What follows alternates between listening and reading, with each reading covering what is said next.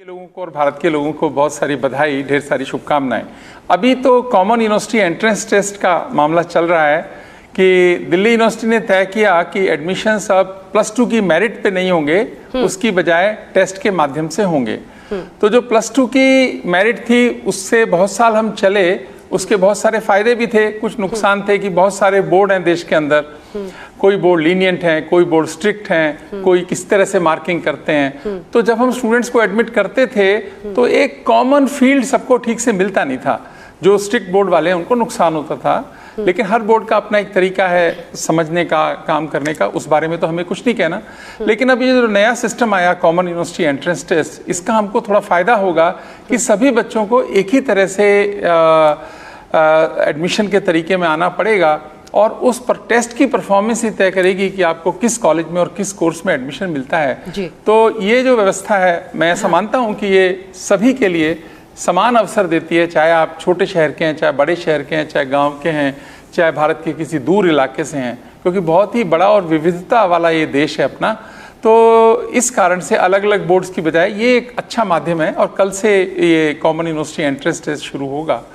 और आपके माध्यम से मैं, जो लोग भी 14 लाख लोग इसमें बैठने वाले हैं और 14 लाख बच्चे, जिनमें से 8 लाख के करीब ऐसे हैं जो दिल्ली यूनिवर्सिटी में भी एडमिशन लेना चाहते हैं। हमारे पास 70,000 सीट्स हैं। मेरी तरह मैं सबको शुभकामनाएं दूंगा कि आप अच्छे से तैयारी कीजिए, 12th की एग्जाम में अपीयर होइए, बिल्कुल चिंता मत कीजिए बाकी चीज़ों की, आपके लिए एक स्वर्णिम भविष्य इंतजार कर रहा है।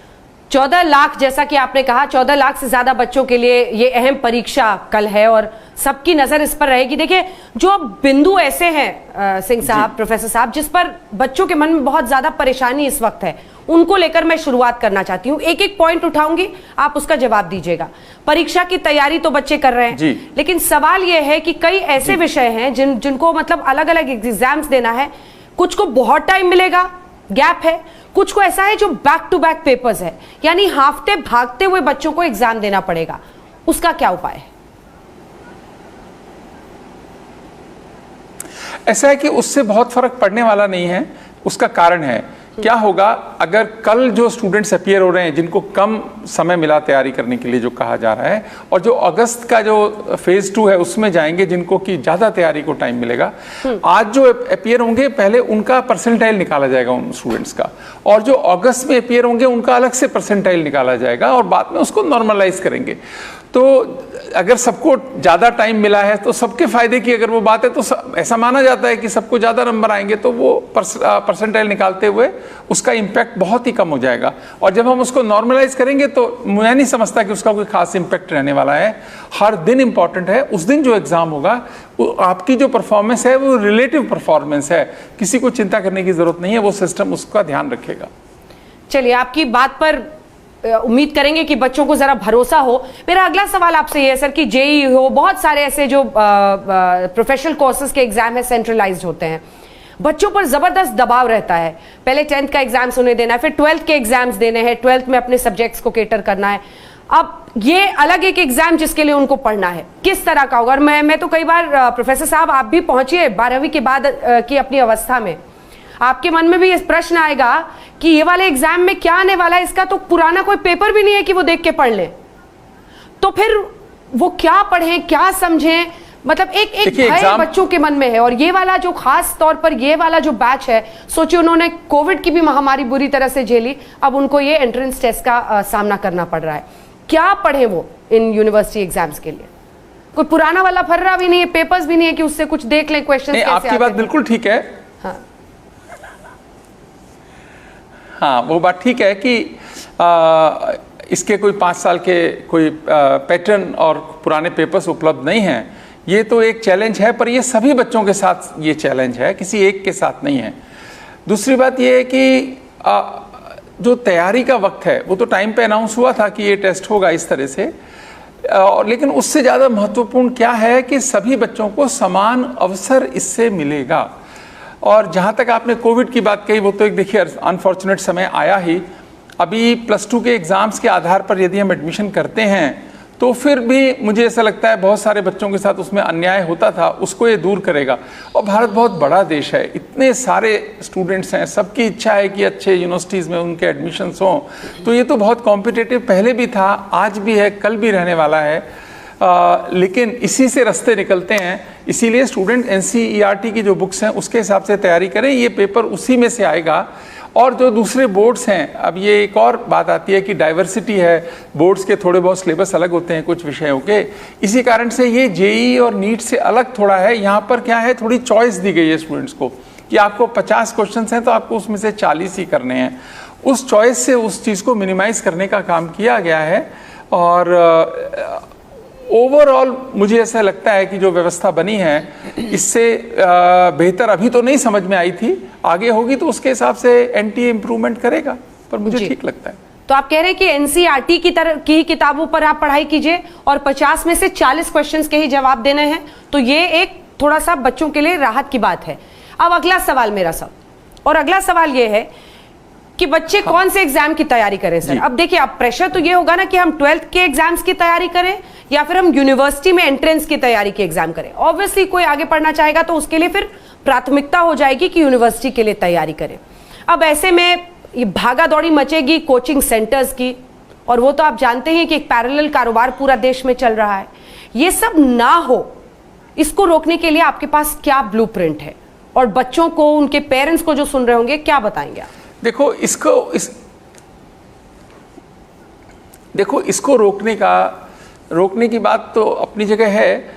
जो एग्ज़ाम है ये अगर 12th के सिलेबस से ही पूरा आता है, डिफ़िकल्टी लेवल इसका मीडियम होता है, तो जिस बच्चे ने 12th में अच्छा किया है वही टेस्ट में अच्छा करेगा।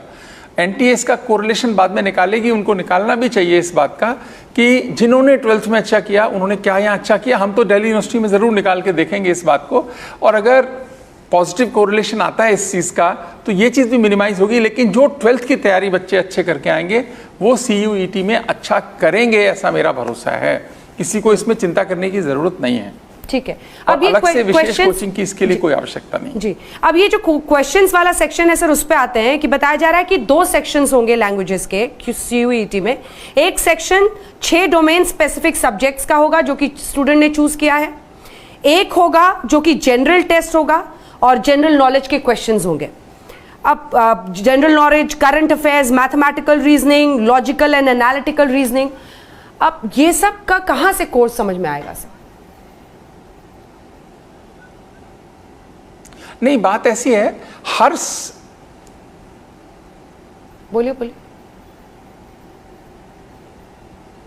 बोलिए सर, आपकी आवाज आ रही है। नहीं, बात ऐसी है कि इसमें हर सब्जेक्ट को हर एक को, हर सब्जेक्ट को सबको देने की आवश्यकता भी नहीं है।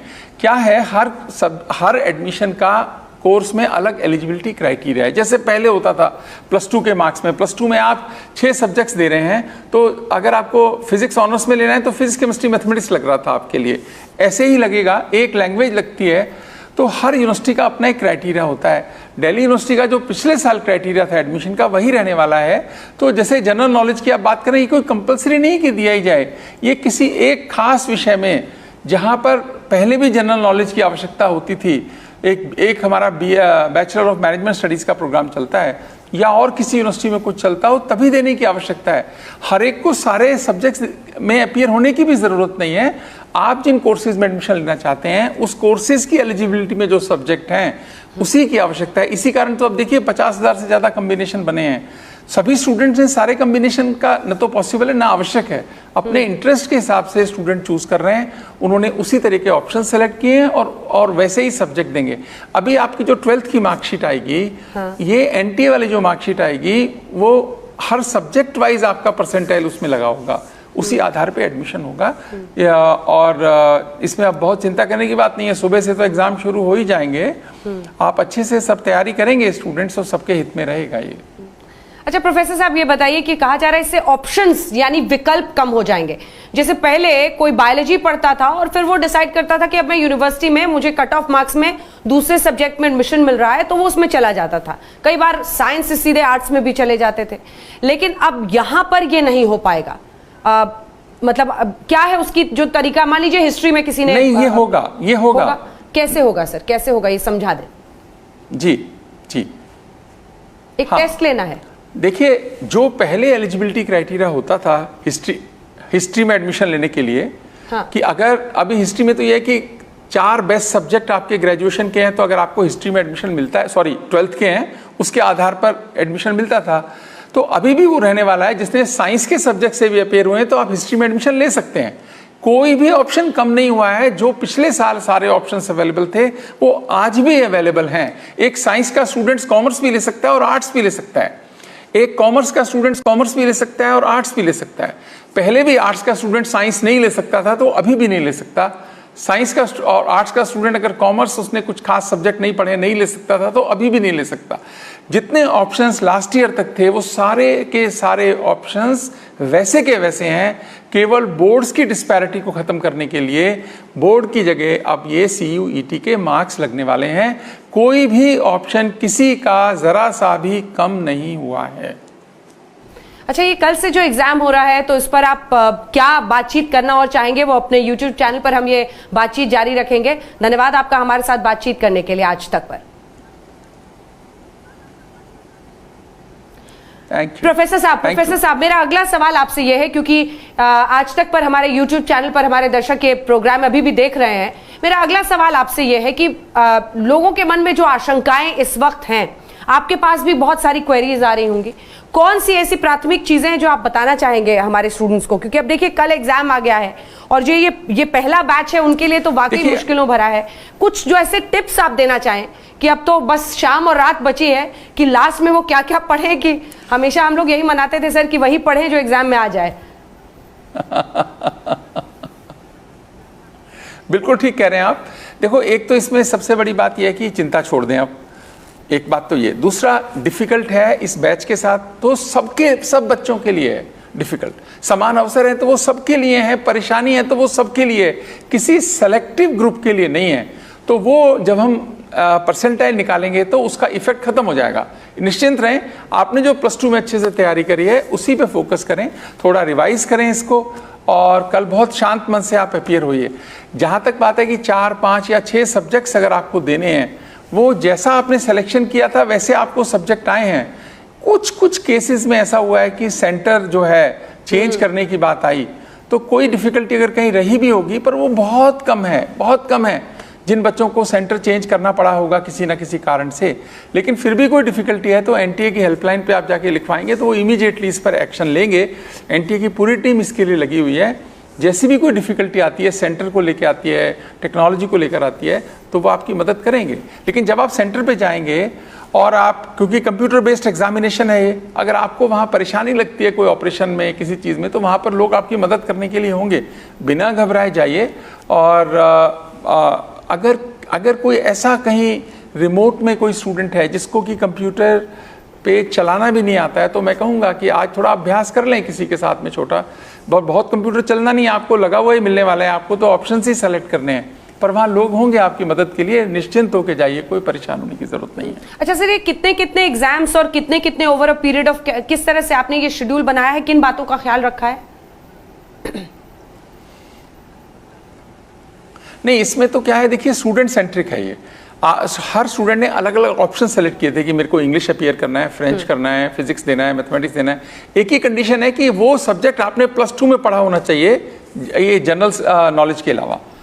जिन सब्जेक्ट्स को आपने +2 में पढ़ा है आप उसी के एग्जाम दे सकते हैं। जब +2 में 6 सब्जेक्ट थे तो 6 के ही एग्जाम आप दे सकते हैं, उससे कम भी दे सकते हैं यदि आपकी एलिजिबिलिटी ऐसी बनती है तो लोगों ने 6 सब्जेक्ट वो सेलेक्ट किए हैं जहाँ से पढ़ा है।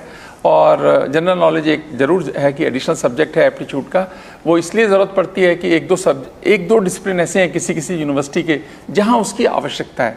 वो पहले भी टेस्ट से लेते थे, उनको तैयारी वहाँ पहले करनी पड़ती थी उसके लिए। वैसे नया कुछ नहीं है, केवल ये कि 2 बार एग्जाम हो गया, एक +2 का उनको देना पड़ा और अब ये मल्टीपल चॉइस क्वेश्चंस हैं।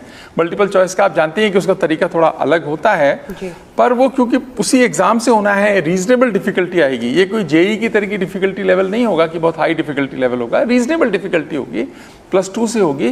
तो बिना घबराए आप एग्जाम दीजिए, अच्छा होगा सब। ये जनरल नॉलेज वाला कहाँ से पढ़ना है सर? इसका कोई स्पेसिफिक बुक है, कोई स्पेसिफिक एरेना है? ये जो करंट अफेयर्स जनरल नॉलेज है इसकी नहीं, जनरल नॉलेज का तो बहुत सारी बुक्स हाँ, करंट जनरल नॉलेज, एप्टीट्यूड, ये तो क्या है, बहुत सारी बुक्स अवेलेबल जनरल नॉलेज की भी हैं, सेट की बुक भी आती हैं, बहुत सारी आती हैं। उसके हिसाब से आप तैयारी उसकी करें, पर वो तो बहुत थोड़े स्टूडेंट्स के लिए उसकी आवश्यकता है। जैसे कि किसी ने मैनेजमेंट स्टडीज पढ़ना है या कोई इस तरह का रिलेटेड कोई सब्जेक्ट है, बाकी के लिए इसकी आवश्यकता ही नहीं है एलिजिबिलिटी में। तो 14 लाख में से मुझे लगता नहीं कि 13 लाख लोगों ने इसको लिया होगा, पर फिर भी हाँ, मुझे जानकारी नहीं है, डेटा नहीं है मेरे पास, मैं अंदाजे से कह रहा हूँ। और 14 लाख में से सिर्फ सीटें 70,000 है सर? नहीं, ऐसा नहीं है। देखो, डीयू के अंदर 70,000 सीटें हैं। हमारे पास जो ऑप्शन दिया है 14 में से 8 लाख स्टूडेंट्स ने, करीब 7.5 लाख स्टूडेंट्स ने हमारा ऑप्शन लिया है डीयू का, कि वो डीयू में इंटरेस्टेड हैं एडमिशन लेने के लिए। ऑप्शंस भी दिए हैं, उस तरीके से अपीयर होंगे। हमारे पास करीब 70,000 सीट्स हैं सभी कॉलेजेस में मिलाकर, और जो सेंट्रल यूनिवर्सिटीज़ हैं, टोटल 90 यूनिवर्सिटीज़ के करीब पार्टिसिपेट कर रही है ना, तो मैं समझता हूँ कि करीब 1.5-2 लाख सीट होंगी टोटल 1.5 से 2 लाख सीटें आप बता रहे हैं? 1.5 लाख सीट होंगी, दो भी हो सकते हैं सीट होंगी। जी 70,000 हमारी डीयू की हैं। ये बहुत बहुत धन्यवाद आपका प्रोफेसर योगेश सिंह जी, हमारे साथ बातचीत करने के लिए। और कोई ऐसी जानकारी जो आपको लग रहा है छूट गई है, अगर आप हमारे स्टूडेंट्स को देना चाहें, क्योंकि कल एग्जाम है, आज वो वीसी को लाइव सुन रहे हैं, तो कोई ऐसा सजेशन या टिप्स चलते चलते जो आखिर में आप देना चाहें? नहीं, मैं तो उनको यही कहना चाहूँगा, टिप तो कोई नहीं है मेरे पास, लेकिन मैं तो यही कहना चाहूँगा, देखो पैनिक मत करो सारी सिचुएशन में, बहुत शांत मन से अच्छे से जाकर एग्जाम दो। आपने 12th अच्छा किया है तो ये अच्छा आपका होगा ही, ये मान के चलो, इसमें कुछ अलग से नहीं पूछने वाले हैं। जो +2 की तैयारी थी वही काम आपके लगने वाली है। आप सबको बहुत सारी शुभकामनाएं, और दिल्ली यूनिवर्सिटी में हम आपके स्वागत के लिए तैयार खड़े हैं। आप आइए, एडमिशन लीजिए। बहुत बहुत धन्यवाद आपका vice chancellor Delhi university professor Yogesh Singh, आज तक पर हमारे साथ जुड़ने के लिए और तमाम सवालों के जवाब देने के लिए। देश दुनिया की बाकी खबरों के लिए आप देखते रहिए आज तक।